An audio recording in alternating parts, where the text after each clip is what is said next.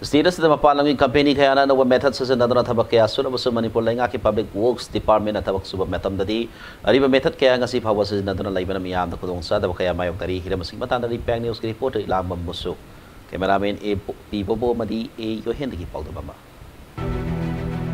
Malemgi oina technology gi lamda honglakli ba awon ba kaya asina lamdam asigi sinfam kaya da chauna ithin piduna thabak tawbagi mawong matawda ahong ba kaya lakli adubu state lengak asigi khwaidagi maru oiba loshang ama oiriba Public Works Department nadi lambi gi culvert ama semba matamda ariba matamgi mawong mataw adu ngasi phawa chathaduna leiri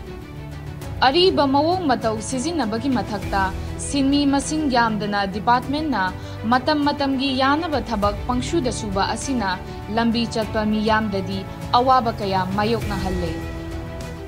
Gai sumchatna bani nako accident thokpa khopa tawwe aidana adona kitang chade ado kitang thuna loisalaningi gai je koina sondagi thabak kadamdo nakan thaujanamni kayum kan yam nungai taba phaw Nongsin kitang tama tamda kaya ini koi da juk lamiji nanba dagi nungsa sakan upun thokba yam nungai diba thaina ba khona ba sida aduki mate awaba di koi oire huje danger oire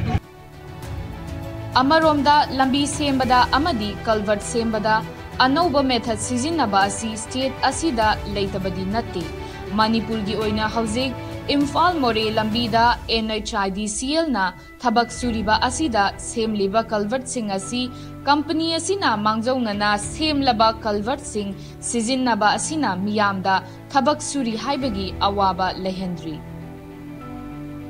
Hiram masigi matangda PWD gi Chief Engineer T Rabindra Kumar na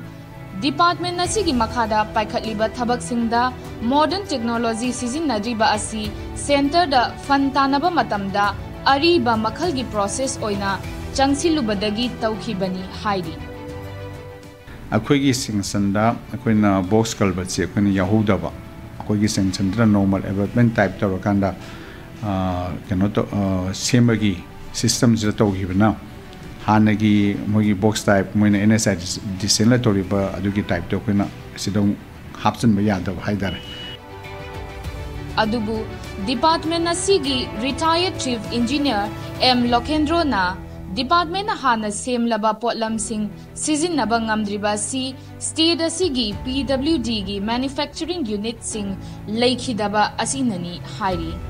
अखोई हाना लेरमीबा कोई manufacturing unit हाइदारे कोई PWD की mechanical division 1 2 गा हजी कोई की पोरमपाटा हजिक जेनिम्स की hospital वोई की बसे मसीदा कोई की PWD की डिवीजन मरी मंगा की कैनोजी मधुदा मैन्युफैक्चरिंग यूनिट वेरमबसी कोई की कैनोना जेनिम्स की कैनोदा मेडिकल कैनो वन की बदगी मधु कोई लोशन की अदुना मधुगुंबगी मैन्युफैक्चरिंग यूनिट से कोई PWD दा हजिक लेतबा अदुना जो मधु की फैक्टर जो बमोइबा